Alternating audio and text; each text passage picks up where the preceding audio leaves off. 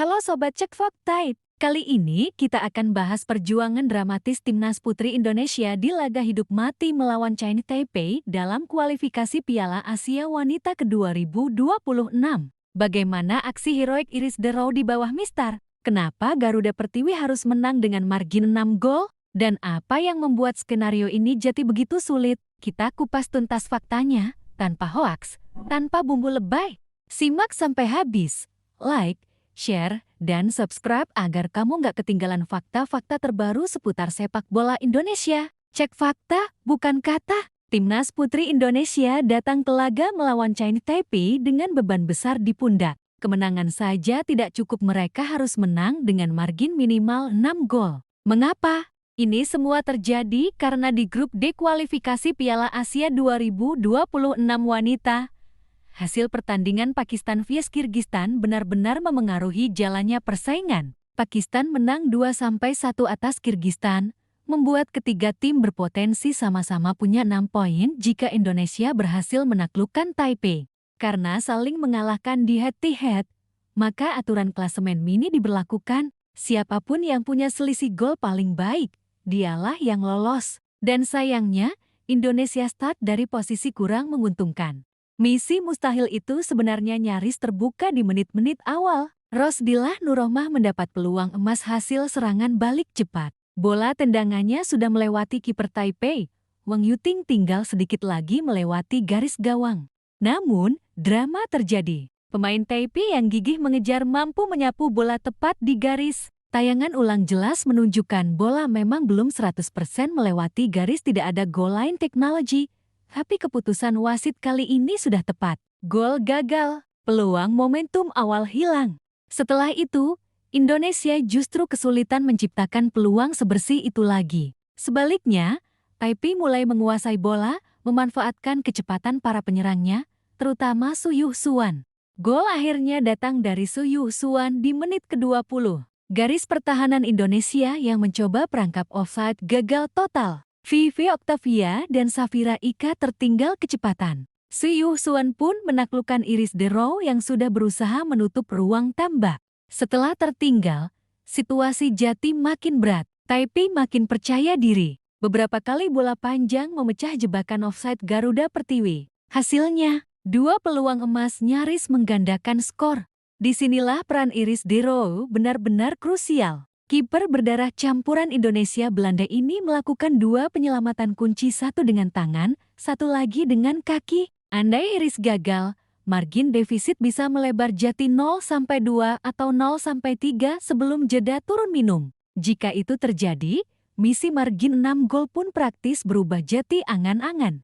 Pelatih Satoru Mochizuki datang dengan reputasi membangun organisasi tim yang rapi. Namun, di lapangan, perbedaan kualitas fisik, kecepatan, dan pola main lawan sering membuat timnya kerepotan. Taiwan bukan lawan sembarangan. Mereka punya tradisi sepak bola wanita yang mapan di Asia Timur.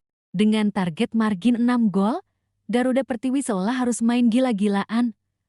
Menekan habis, membuka lini belakang lebar-lebar, dan berharap serangan balik bisa diatasi. Tapi taktik ini berbahaya jika pressing gagal. Taiwan tinggal menekan dengan bola daerah di belakang bek. Situasi inilah yang terlihat di babak pertama. Saat babak kedua dimulai, harapan publik adalah Garuda Pertiwi bisa membalas cepat. Namun, Taipei tetap disiplin. Blok pertahanan mereka rapat, pressing agresif. Indonesia berusaha membangun serangan lewat sayap, memanfaatkan kecepatan Rosdilah dan Gia Yumanda. Namun, kreativitas di lini tengah terlihat minim. Beberapa umpan terobosan terlalu mudah dipotong pemain Taipei yang punya keunggulan dual fisik. Sekali lagi, Iris Dero berulang kali dipaksa bekerja keras. Kalau bukan karena dia, skor bisa melebar jadi 0-2, 0-3, bahkan lebih. Dalam kondisi begini, publik mulai realistis. Menang telak margin 6 gol sudah di luar jangkauan. Performa Garuda Pertiwi malam ini membuka lagi fakta pahit. Sepak bola putri Indonesia masih jalan di tempat. Dari segi bakat, para pemain punya potensi. Namun, pembinaan, kompetisi liga, serta fasilitas pendukung masih jauh di bawah Taiwan, apalagi Jepang atau Korea Selatan. Timnas putri lebih sering bermain di level turnamen. Pemain hanya bertemu untuk TC jangka pendek, bukan berkompetisi rutin seperti liga profesional. Akibatnya, aspek match fitness, taktik, chemistry, hingga mental bertanding tidak terbangun optimal. Di tengah kondisi kurang ideal, satu hal menonjol. Iris de Roo, penjaga gawang berdarah Belanda Indonesia ini jadi simbol dedikasi. Ia tak gentar menghadapi penyerang cepat Taiwan. Beberapa kali dia harus melakukan sweeper kiper keluar kotak penalti, memotong bola, menghalau 1 lawan 1. Aksi heroik ini menunjukkan pentingnya punya pemain dengan mental siap tempur. Iris bukan hanya soal skill, tapi juga keberanian mengambil keputusan. Bagi tim yang sering diserang, punya kiper solid adalah separuh nyawa. Hasil ini apapun nanti di akhir babak kedua seharusnya membuka mata PSSI. Kalau mau sepak bola putri maju, jangan hanya berharap pada keajaiban di laga besar. Fondasi pembinaan, liga, fasilitas, dan kesempatan bertanding di level internasional harus diperluas.